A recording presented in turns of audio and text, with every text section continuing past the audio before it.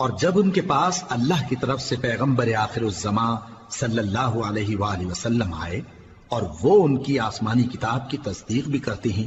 تو جن لوگوں کو کتاب دی گئی تھی ان میں سے ایک جماعت نے اللہ کی کتاب کو پیٹ پیچھے پھینک دیا،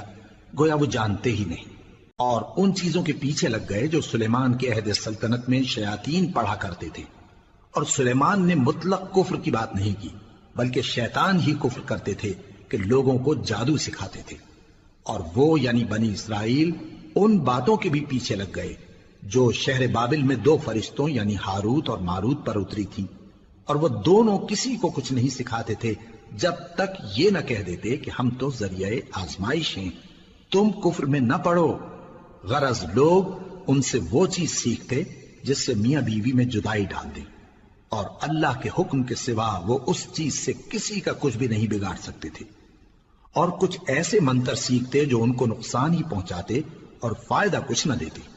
اور وہ جانتے تھے کہ جو شخص ایسی چیزوں یعنی سحر اور منتر وغیرہ کا خریدار ہوگا اس کا آخرت میں کچھ حصہ نہیں،